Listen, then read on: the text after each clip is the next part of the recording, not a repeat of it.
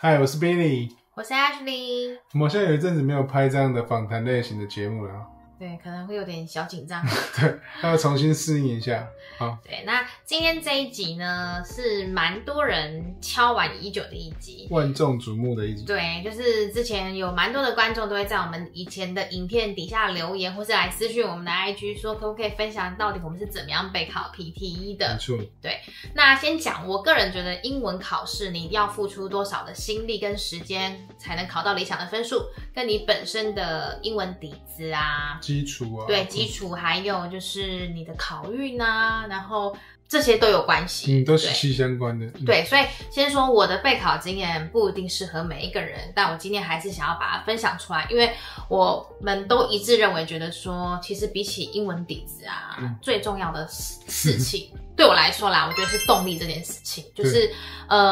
大家都知道学习英文一定要有一个动力。动力真的很重要，对，像我就是很急剧缺乏的，对，就是学习英文一定要有个动力，跟考英文一定要有个动力。对，我觉得动力足够的话呢，它可以让你付出很多的心力之外，还可以激发你的潜能。所以我后来还是决定一定要拍这支影片的原因，是因为我觉得希望可以让看到这支影片的人，不管是你正准备移民、留学、考取工作签证等等的，因为这样，或是你在备考英文。可以从这支影片当中可以获取一些动力，或者是帮助到大家。好，那在影片正式开始之前呢，还是想和第一次看到我们还不太认识我们的观众朋友们介绍一下我们是谁。那我们呢是在台湾申请到澳洲技术移民，明年呢会带着我们的女儿妍妍一家三口一起移居到澳洲去生活。对，那这个频道呢主要会分享我们台湾啊与澳洲的一些家庭日常，对啊，一些生活的趣事啊，或是一些家庭的日常。对对对，然后跟我们也很喜欢旅游，所以可能会分享我们旅游的一些记录啊，或是一些生活的趣事跟移民的资讯等等的，或是海外生活的一些相关的讯息。对，那如果不想错过之后的影片呢，也欢迎大家可以帮我们按赞、订阅跟开启小铃铛，记得哦。好，那我们的影片就正式开始吧。那如果之前还没有看过我们影片的观众呢，我们还是简单介绍一下我们的英文底子跟背景。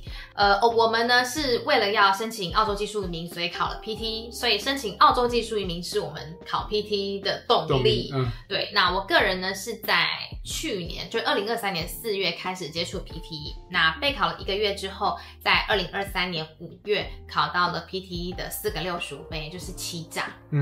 那我的话，我是在 H 考完第一次试之后的隔1个月开始去考，然后第一次考的话，我目标分是50分嘛，但是我那时候就差了1科，然后之后我就连续考了3次，都差1科，然后在准备考第5次的时候，我们就接到获邀的消息了，所以那时候就有点庆幸不用再继续拼下去这样。被你逃过一劫。对，那我们2个是从大学毕业之后到出社会工作，就都没有再接触过英文相关的课程。H 大概是10年了吧，然后我比他更久，大概是已经17年没有接触了。这样大家就知道我们的年龄差多少了。对，非常遥远的距离的，所以其实我们都已经很长一段时间没有接触过英文的相关课程了。对，就是像我这样子英文底子真的没有很好的人，都可以在1个月的时间，考到的就是目标的分数。我相信你们一定也可以。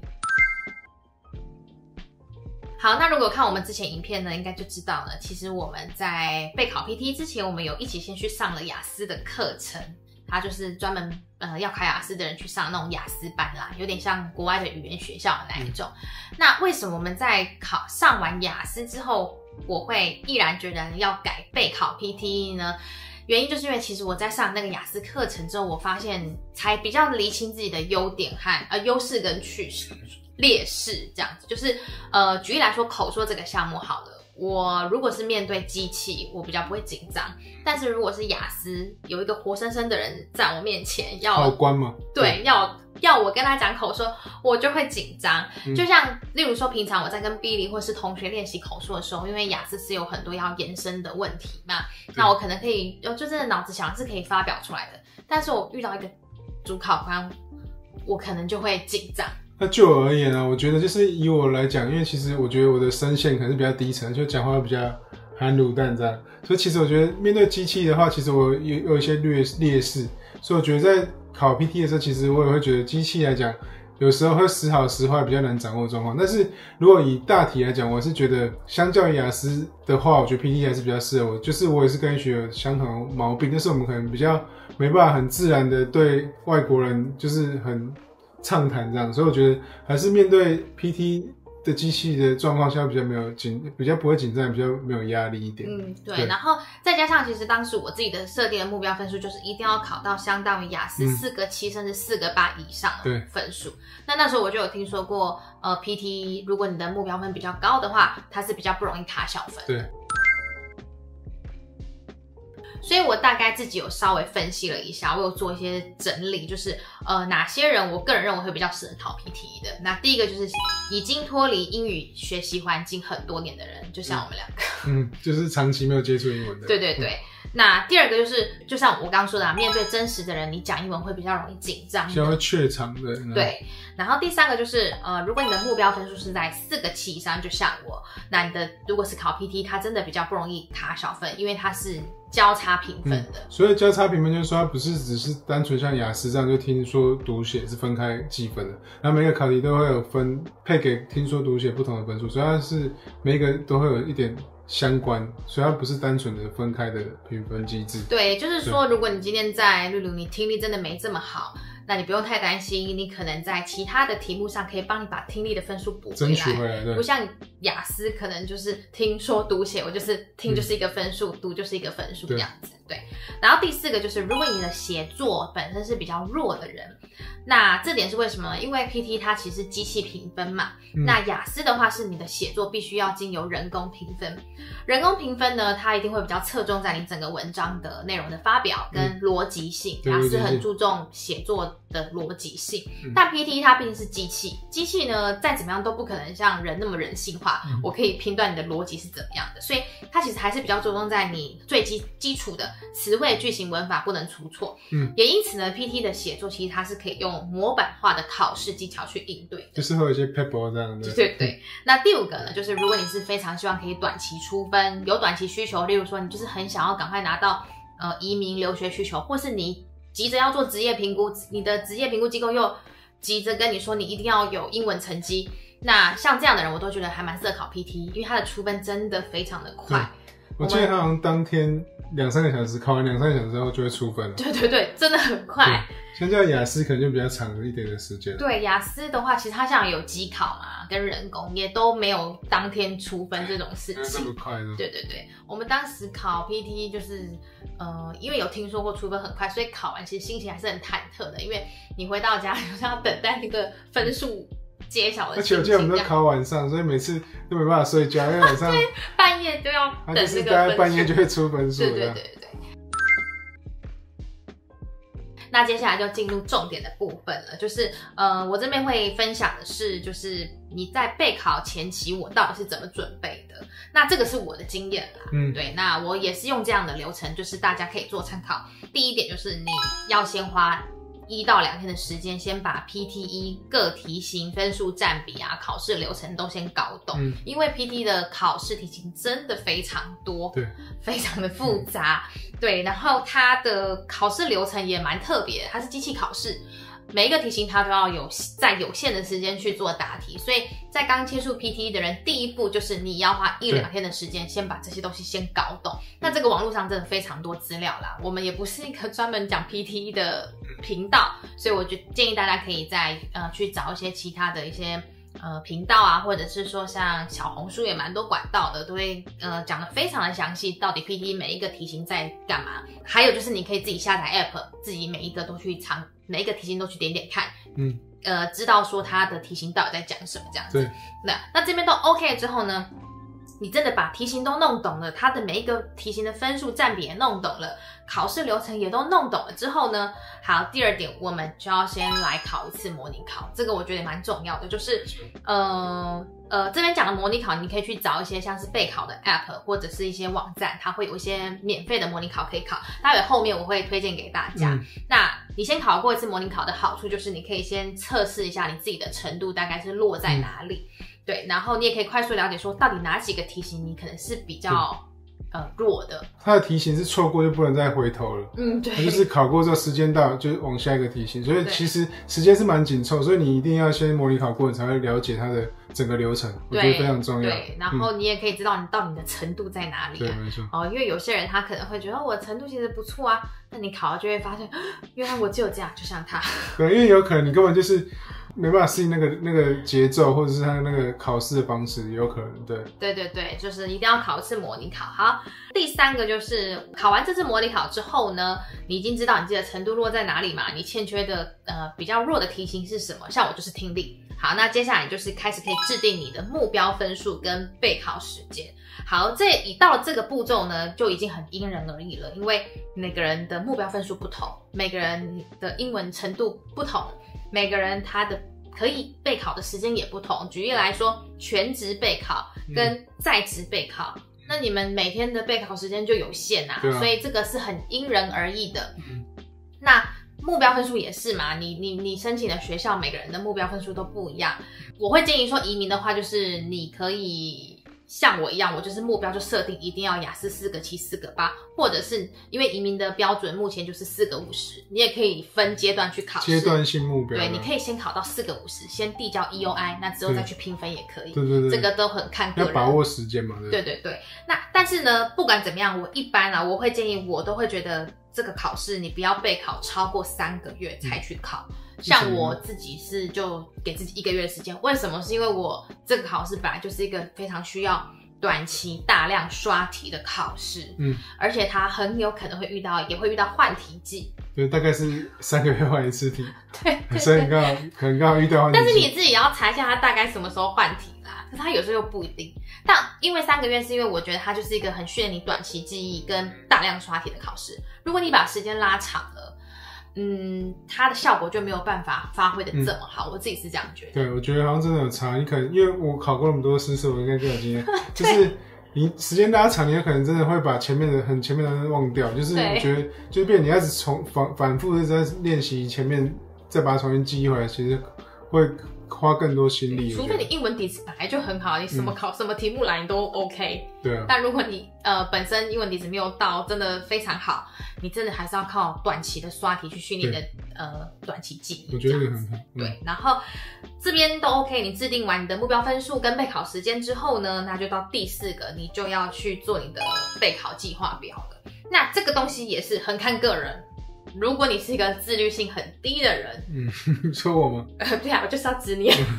或者是你就是一定要按表操课，你是一个非常有条理的人，我就是会定一个备考计划表，然后每天完成你就会去打勾，这样。像我就是这样子的人，那我就会蛮推荐大家可以做一个备考计划表，因为这个东西你可以顺便的去检视自己的进度在哪里，督促自己。对，那备考计划表里面要有什么呢？就包含说你每天到底这个题型要练习每一个题型到底各练习几题，跟我到底每周固定哪一天或是哪2天要考模拟考，检视自己进步的程度，这个备考计划表我都觉得蛮重要的。但是呢，定了这个计划表就请一定要确实执行，不然就像左边这个人呢，Billy 就是一对反例，失败的例子，就是我都帮他定好他的备考计划表了，但是他没有一天做到，对，没有一天做到的。所以如果你也是这样的人呢，就是不过我觉得就是真的要按照你每天能够提供的时间去做分配是最好。因为如果你有一天做不到之后，你就会开始怠惰，就越来越对。所以你其实这个是可以调整的啦，就是你备考计划表，如果你发现哎呀完了，我这一天真的安排太多题，我根本就做不完，我还要上班，你可以慢慢自己做调整。对，真的是要做适当的调整。对，但这个是很好的一个，就是让你有条理的去进步去备考英文的，对。好，那接下来我们要来分享的是我们在备考 PTE 的时候到底使用了哪一些工具。对，第一个最重要就是2个主流的 App， 我们主要用的都是星际跟萤火虫这2个 App。然后第二个是多默，它主要是针对 PC 的模拟考我们常在使用。然后再第3个就是最重要的，就是官方模拟的试卷，对不对？就之前我影片也有说嘛，不管怎样，我都建议大家一定要考过1次2次的 PT 官方模拟考。对，官方。其他的题型我倒觉得还好，但是口说来说，评分我觉得跟你实际考试最准的还是 PT 的官方模拟考。因为每个 app 都有差距，对不对？对，还是会有些微差距。好，然后在刚刚有提到我们在备考 PT 的过程，我们几乎都是使用心机跟萤火虫这2个 app 嘛。没错。那其中心机的 app 其实我们就是有开通这个 VIP 会员的，因为我们是必须要让他来帮我们做这个 AI 的评分，因为我们的口说几乎都是在心机上面练习的。对。那根据这2个 app 的使用习惯跟他们个别的优势呢，针对不同的题型，我也会分别使用不同的 app 来做练习。那这边我就简单的讲一下，几大重点题型，我分别会使用哪个 app 来做练习，因为 PT 的题型太多了，有些题型的占分非常低，如果你的目标分数真的没有到很高，其实你就是直接放弃。对。好，然后我先讲口说的部分呢，从就是 RA Read Aloud、RSDI、RLSQ 就这些全部我们都是用心机来做练习的。主要是口说的部分。对，只因为我们有开通那个会员。对，就是你可以无限练习，所以而且无限次的 AI 评分啦。对，我们也是觉得它的 AI 评分是比较接近的，所以我们都是用心机为主。然后它的界面我们也比较喜欢。对啊，因为它 UI 我觉得设计的就蛮可爱，而且也设计的比较职业病来了UI UX Designer 的职业病是我们会比较喜欢的。对，好，然后写作呢，就是 SWT 跟 WE 我们也都是用心机。没错。然后阅读呢，其实它的这个题型很多，那我们主要练习的3大题型 FIB、RW、RO。然后 FIBR 也都是用心机的题库来练习的。听力的部分呢，我讲了嘛，我听力真的比较弱，对，我很怕会卡在听力的分数，所以我在听力上面下了非常多的功夫。我自己来说，像 SST 这个题型呢，我是去看了萤火虫的每周预测，因为我觉得萤火虫的比较准，去看它的每周预测，然后找到每周预测那些题型，把那些题型的题目回来心机的 app 去找有没有相同题目，然后去做练习，因为心机可以帮我 AI 评分这样子。然后 FIBL 的话呢，跟 HIW 这2个题型的心机跟萤火虫，我全部都刷了。真的很多，那个题库很多，上千题吧，对。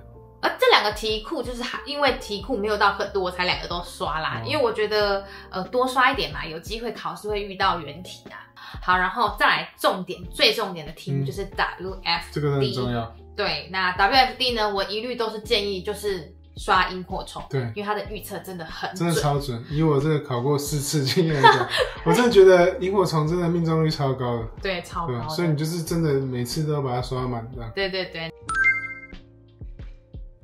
其实今天这支影片呢，我觉得没有办法讲得非常的细。对啊，因为其实考试内容非常多细节。对，每一个考题的细节真的都非常细。但是我自己大概有在备考的过程中跟练习的过程中，我自己大概有整理出到底要怎么样，哪一些特质你可以真的比较容易达到你的目标分数。我是怎么样在1个月的期间内达到欺诈的，我到底做了什么事情，我可以看大家分享。第一个就是你一定要非常大量密集的去做刷题与练习，这个非常的重要。我讲过了嘛 ，PT 是蛮容易，有机会啦，也不是蛮容易，有机会可以在考试的时候遇到你平常练习的题目，可能1题或2题好，也有可能你考运不好都没遇到，但是它是有可能会遇到的。对，所以它是一个，你如果做到每天大量的密集的刷题跟练习的话，第一个你可以训练你大脑的反射动作跟反应力。那如果真的你考运好的时候，你遇到了这一题，听到了这个东西，你就是就是我平常练习的那题，你大脑会马上反射出来那个答案。就算我觉得没遇到，你对于句子或是文法的组织架构也会比较好。对，而且它有些是不是原题，可是它可能会有类似的题目。对，变形题什么的。对。然后第二个就是你这样的训练呢，你可以增加你的短期记忆。我自己的经验是，我当时除了睡觉、工作、顾小孩。我是不是连就是在哄小孩睡觉的时候，我就拿着手机在练英文，然后他就跟我说不要再练了，好不好？不要再练了，好不好？刷牙、洗澡也是。对，我洗澡也是在练口说，除了睡觉、工作、顾小孩，我通通把自己沉浸在英文的环境里面，备考的环境里面，真的是很拼。搭公车嘛，要通勤去公司的时候，然后我就是听着那个。MP3 对，因为星际跟萤火虫的 App 可以开启那个 MP3 模式，你可以针对像 RS 的题型、WFD 的题型，你可以开启 MP3 模式，我就是边通勤边听这样子。那个真的对听力很有帮助，帮助你的语感，对。你就是要让自己一直沉浸在英语的环境，就是一直听，就是通勤的时间我们都在听。对，然后包含我记得我那个时候备考还生了一个重病，重感冒，然后我去医院挂号，然后挂号要等很久，我在医院就是拿着手机在那边看阅读的题目这样。因为掉点滴啊在听吧。对，我觉得我那时候有走火入魔的状态，然后我就每天跟他讲说，我真的好喜欢读英文哦，我觉得英文真的就是备考 PT 让我充满动力这样子。对啊。而且那时候我的肾上腺素是飙升的，就是我都不太会想睡觉我每天就是早上6点半起来，7点闹钟响，好，我赶快读英文，然后睡觉要哄小孩睡的时候，我也要赶快读英文，就是这样子。第二个就是你要掌握考试技巧，那这个也很重要。PT 它是一个蛮需要考试技巧的考试，它不同的题型，尤其针对某一些题型，每一个题型的考试技巧都不太一样。举例口说的 RA 这个题型。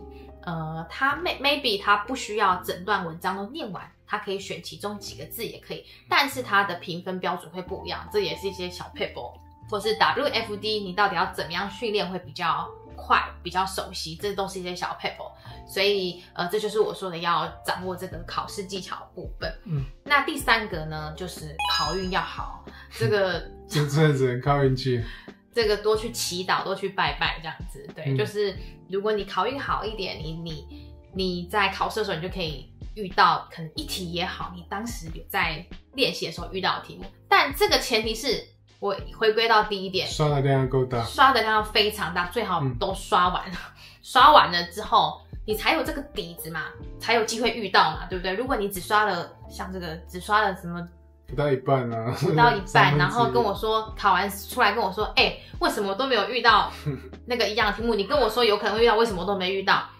我就直接跟他说，你根本没有认真在刷题呀！不过就是考运不好的那个，4次都考运不好，就是他就是没有刷好了，好啦。然后第4个就是最重要的，回归到我一开始影片一开始说的动力这件事情。大家都知道学习英文要有动力，同样的你要考试也是要有动力，千万要让自己一直处于在我非常有决心，我非常有动力，我真的很想要达到目的的那个状态，我觉得是可以激发你的潜能的。对，那我们两个就是我是非常有动力的嘛，那这边就是一个非常没有动力的例子。我记得那时候还在玩那个艾尔登吧。对，我跟你讲，就是我当时全心全意就是备考英文，心无旁骛，但他就是没有，因为我的